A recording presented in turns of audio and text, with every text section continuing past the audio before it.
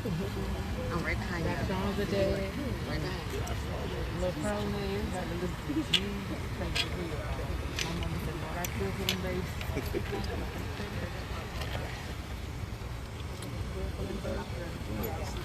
Working at, what's that place down on Chestnut? Leaving.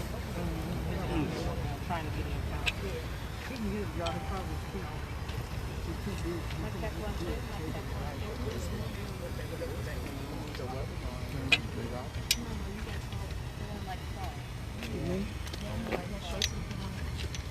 She been missing. Everybody's helpless.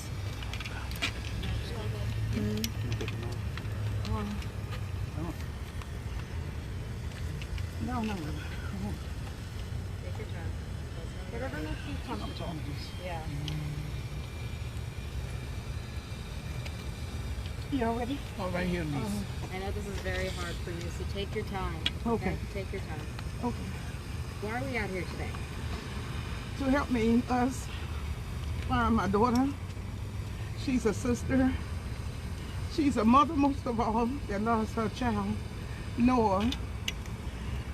She's a sister to her brothers as well. She got nieces and nephews that's crying and hurting deeply. Her aunties, her uncles, my husband, all her family members, her father, everybody is looking out. We've been looking out there for weeks before we could even get any help. At first they told us she was not a priority because of her mental condition, that she can leave without coming home. They could find her, don't have to make her come home. She matters. It's ready to get cold out here.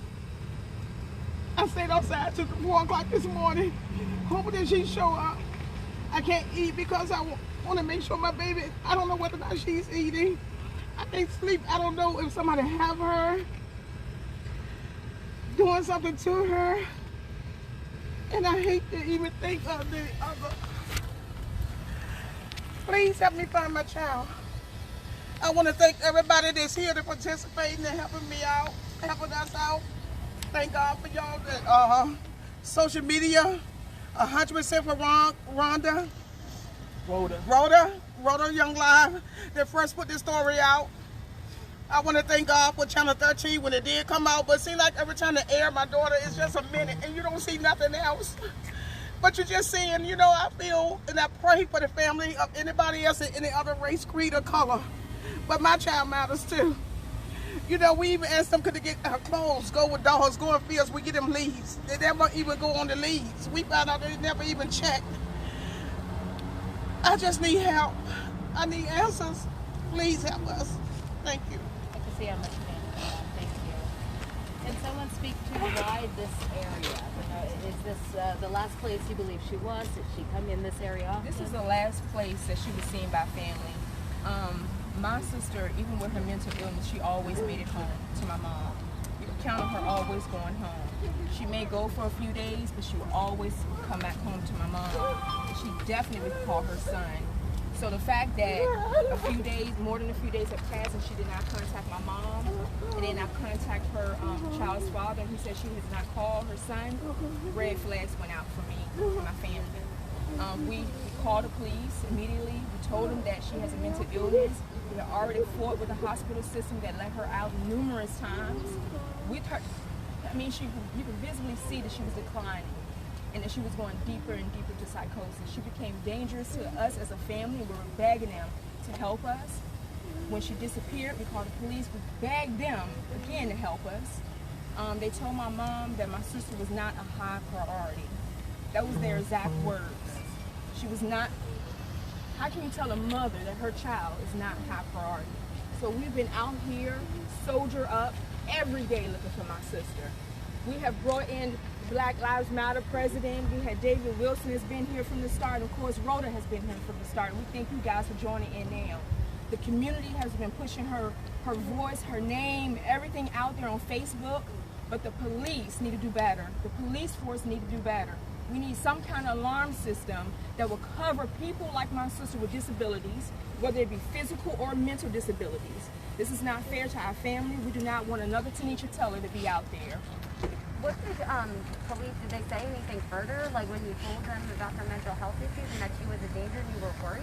They pretty much told us that they can look for her, and if they find her, they don't have to tell us. I said, even with my sister's mental condition, I told them exactly what her diagnosis was, and we found out the second to the last hospital stay. We went through her paperwork, and that's how we knew what we were dealing with and how bad it was. They said, well, we could try to word it where we'll let you know, she'll let us let you know, but we don't have to let you know. I've been giving them tips via social media. I stay on my phone. I have 4 kids, and I have totally abandoned my kids, being a detective myself, utilizing my family as detectives ourselves. I'll give the detective a hit, and he'll tell me, oh, well, that may be too late because the camera view, that was 3 days ago. She could be somewhere else. I don't care. Go look at it. Make sure that wasn't her. That's right. So you can generalize the location where she may have been and track it from there. You know, so it's just, the ball has been dropped, and it hurts us to see other coverage on people. And there's never coverage on minority people who are missing, who are hurt, who are lost. The system needs to change. We are as important as anybody else. We love our family just like everybody else. The system as a whole, from the beginning to the bottom to the top, needs to change. If people want to get out here and help look, where can they go? Do you have any specific areas? The last area was a CNU, at, just to follow back on your question, I'm sorry, I diverted. She was last seen over here in my mom's house in the Christopher Newport area. She would generally track from my mom's house to up to her dad's area, and then up to Mitchellville housing area.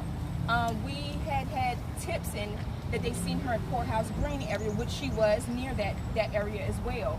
So pretty much from the J. Clyde on up, that's what we're focused on. But you never know. You know, somebody could have taken her. We don't know. But that's what we're searching for right now in those areas. And most of our tips that we've been getting have been alleged. It's not. We're not sure it's Tanisha. So we are asking the public, if you see a woman looking like Tanisha from the flyers and whatnot, could you please take a picture? Everybody walks around with a cell phone. Please take a picture and send that picture in. You can reach us through Facebook and whatnot. Send the picture in so we can, you know, act accordingly. Have any Amber Alerts been placed for Tanisha? Any type of alerts? No. The only one, No Pastor alert. Charles Williams, have placed a courtesy alert. Yes. He's the only one, and that's something new. I would like y'all to see this picture right here. She looked mostly like this now. Her dress is close to this. At first we had to search. I lost some pictures. I lost all my stuff in my phone. My daughter did the best and got a lot of pictures put up, so that's why we keep sharing different ones. Somebody might recognize her in a different way from years or whatever. But you can see all the ones we've been showing that she had been declining. Right. My daughter is a very beautiful young lady. Intelligent, smart. She done taught her son 3 years old before he turned 3 his sign language is his alphabets. She loved to read. She's a very intelligent young lady. She's a happy-go-lucky person. Please help us find her. Has Tanisha ever did anything like this before? No, never. Has she ever came up missing before? Never. So is this outside her character? Yes, totally. Okay. Thank you. And there's also a dedicated line. If anybody has tips, it's 757-771-3670. You can text pictures. It's not law enforcement. You can't remain anonymous. Again, we're also asking if you could scan the area, a short 15-second video, so we can kind of get a feel of exactly where it is. If anybody is out here searching, we ask them don't touch anything. If you think it may be evidence, please just take a picture of it and text it to that line or to law enforcement. And other than that, just thank everybody for coming. Lastly, I wanted to clarify. You said that you received tips about where she may be, but none of those checked out, or? None of those checked out. No, none of those checked out. The detective, once I pushed him a tip, I would follow back up on it, and it wasn't her. You know, so no, none of this checked out. It's as if my sister just vanished. She just vanished. How do the family feel with no support from the police department? What do that lead y'all at? How do y'all feel about that? It leads us to doing this. You know, we can't count on them. We can't. I don't feel like we can trust their word of what they're telling us. That's why we're out here now. So no detective has been to your house besides the one time they walked off? Exactly. It's the only time. message, I guess, today at this point in time when people see this report on all of this? Mental health is real. It disguises itself in all types of manners. Some people may think, oh, she may be on drugs or she may be doing this, and it could be a mental health issue. When you vote for your local officials, listen to what their stance is. Make sure they're standing for something, and make sure they're acting on what their promises are. You know, we need to change the system as a whole. My sister should have never been out the hospital. We should not be searching for her right now. Had the system been in a care, she would still be here with us now. I just want to say also that although they say they're looking now, even I text the chief because every time I call him, when I first got the first phone call on Monday, Tuesday from him to tell me what they was going to be doing, he have gave overtime to 2 detectives and 2 police officers And we still don't know their to names. work on the case. And it's a right for us to know who they are. So I texted, my daughter had called and asked them who those detectives are. So Miser is the only one calling every now and then asking me a question if she got jury on or whatever. But he texted me back and said, well, he in a briefing and he'll let me know information, but I don't get no calls. We still don't know who the other detective name is. It's a right for us to know so I can be in communication with them, to keep checking on what's going on, how they found my child. I thought they were supposed to let us know their badge number when we asked or whatever, but they're not doing that. Why are they not doing that? And why don't we have some kind of alert system out there to help, like I said, to help people like my sister? Yeah, well, the thing is, there actually is an alert. It's called the Marcus Alert, and it's taking place in Richmond. It's from Marcus Davis Peters, who was in a mental situation in Richmond, and it's set to be implemented in all of Virginia by 2026. But we need it way faster than that. It's set to be active in Richmond sometime next year. We need to make sure that Richmond gets with the lawmakers of Newport News, especially right now. We have to take care of home and get the Marcus Alert down here. There's also the Shanti Alert for individuals missing 19 to 64, and they haven't implemented that. All these alerts are just waiting while everybody's fighting over red, over blue, over what state is what color, and families are going through these tragedies and their family members are missing while y'all arguing over political parties. Help these families. Thank you.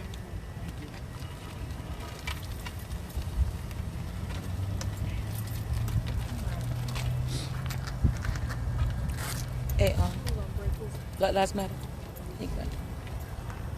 Can I get an interview with you quick?